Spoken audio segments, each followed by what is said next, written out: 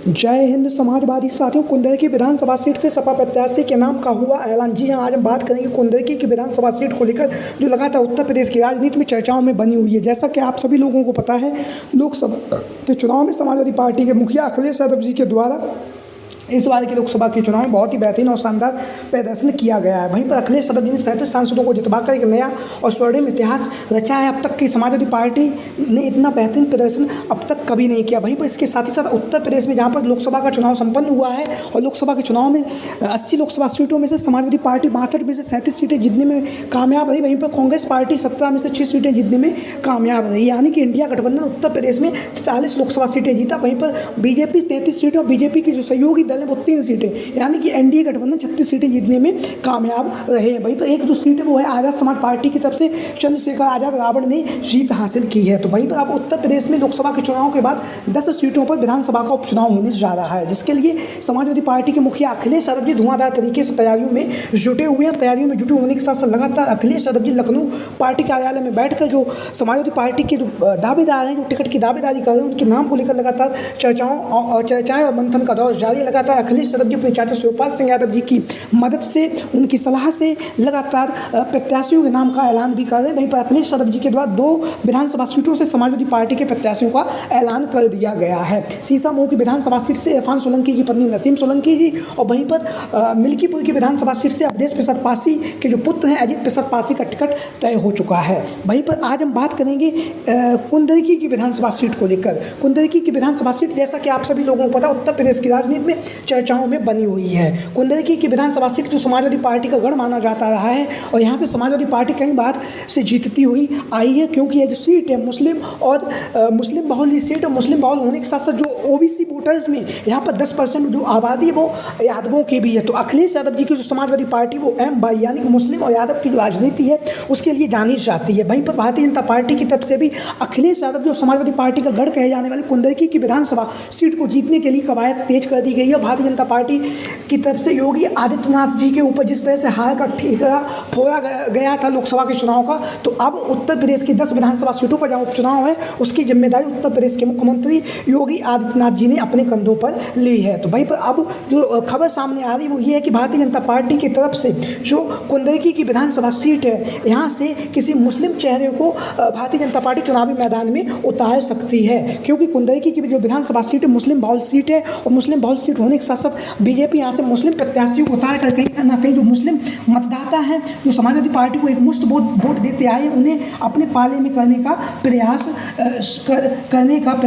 करेगी। उसी को ध्यान में रखते हुए कहीं ना कहीं भारतीय जनता पार्टी की तरफ से कुंदरकी की विधानसभा सीट से मुस्लिम प्रत्याशी को चुनावी मैदान में उतारे जाने की जो खबरें हैं वो लगातार चर्चाओं में बनी हुई हैं। हालांकि अभी तक किसी भी प्रत्याशी के नाम का ऐलान नहीं हुआ है, लेकिन वहीं पर जहाँ पर भारतीय जनता पार्टी मंथन का दौर जारी, वहीं पर समाजवादी पार्टी के मुखिया अखिलेश यादव जी भी लगातार अपने चाचा शिवपाल सिंह यादव जी के दिशा निर्देश पर लगातार जो कुंदरकी की विधानसभा सीट है उस पर मंथन कर रहे हैं। तो हम कुंदरकी की विधानसभा सीट के बारे में थोड़ा जान लेते हैं। कुंदरकी की विधानसभा सीट से जहाँ से 2022 के विधानसभा के चुनाव में जिया उर रहमान, जैसा कि आप लोग इन तस्वीरों के माध्यम से देख रहे हैं, समाजवादी पार्टी के विधायक बने, बहुत ही कम उम्र के विधायक बने। उसके बाद अखिलेश यादव जी 2024 के लोकसभा के चुनाव में उनके जो दादा थे उनके साफिक उर्वरक साहब का निधन हो जाने के बाद उन्हें संबल की जो लोकसभा सीट है वहाँ से लोकसभा का टिकट दिया, लोकसभा का प्रत्याशी बनाया और वहाँ से जिया उर रहमान ने रिकॉर्ड मतों से जीत हासिल की। और जीत हासिल करने के साथ साथ संबल से वर्तमान समय में अपने दादा जो थे उनका पद लेते हुए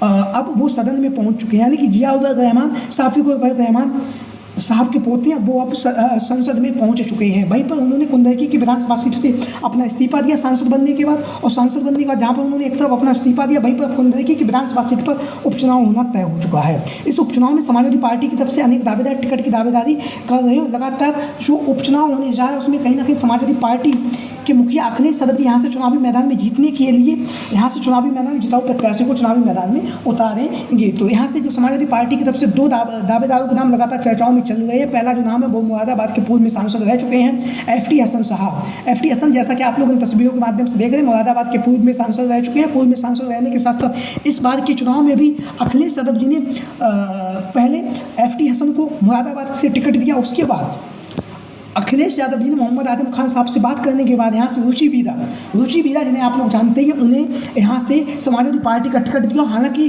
कोई प्रयास नहीं लगा रहा था, कोई कयास नहीं लगा रहा था कि रुचि बीरा मुस्लिम बहुल सीट है जो मुरादाबाद की, वहाँ से जीत जाएंगे, लेकिन रुचि बीरा ने यहाँ से जीत हासिल की और जीत हासिल करने के साथ वह सांसद बन चुकी हैं मुरादाबाद की। वहीं पर अब जो FT हसन जी हैं, उन्हें अखिलेश यादव जी ने उस समय मौका भी दिया था कि आप रामपुर की जो लोकसभा सीट है वहाँ से चुनावी मैदान में उतर जाइए, लेकिन FT हसन साहब ने मना कर दिया था। उसके बाद अब जब कुंदरकी की विधानसभा सीट पर उपचुनाव होने जा रहा है, उसके लिए लगातार FT हसन का नाम चर्चाओं में बना हुआ है। लगातार FT हसन जनसंपर्क कर रहे हैं, लोगों के बीच में और जनता के बीच में पहुंच रहे हैं, लगातार जनसंपर्क के माध्यम से जनता के सुख दुख में शामिल हो रहे हैं। लगातार समाजवादी पार्टी की तरफ से जो कुंदरकी की विधानसभा सीट है वहाँ से प्रत्याशी के तौर पर टिकट की मांग कर रहे हैं FT हसन, जैसा कि आप लोग इन तस्वीरों के माध्यम से देख भी रहे हैं। वहीं पर इसी कुंदरकी की विधानसभा सीट से जो एक अन्य नाम चर्चाओं में बना हुआ है और उनका जो टिकट वो तय माना जा रहा है वो है मोहम्मद रिजवान कुंदरकी की विधानसभा सीट से 2 बार के विधायक रह चुके हैं, लगातार 2012 में और 2017 में रिकॉर्ड मतों से यहाँ से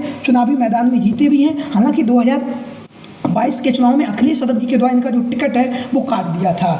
टिकट काटने का जो कारण था वो ये था क्योंकि इन्होंने समाजवादी पार्टी के नीतियों के विरोध में जाकर काम कर रहे थे, तो अखिलेश यादव जी को ये नागवार गुजरा, उन्होंने इनका टिकट काट कर यहाँ से जिया उल रहमान को चुनावी मैदान में उतार दिया और वह जीत कर विधायक बन गई। लेकिन उसके बाद यह बहुजन समाज पार्टी में शामिल हो गए। हालांकि बहुजन समाज पार्टी की तरफ से 2022 में विधानसभा का चुनाव लड़ा, लेकिन इन्हें कोई फायदा नहीं हुआ। उसके बाद लोकसभा के चुनाव से पहले इन्होंने समाजवादी पार्टी में शामिल हुए और समाजवादी पार्टी में शामिल होने के साथ साथ जो संभल से जो समाजवादी पार्टी के जो प्रत्याशी थे जियाउल रहमान के लिए इन्होंने वोट मांगने के साथ ही साथ इन्होंने संभल से जियाउल रहमान को जिताने में भी महत्वपूर्ण भूमिका अदा की है। तो अब जब कुंदरकी की विधानसभा सीट पर उपचुनाव होने जा रहा है तो यहाँ से समाजवादी पार्टी के प्रत्याशी के तौर पर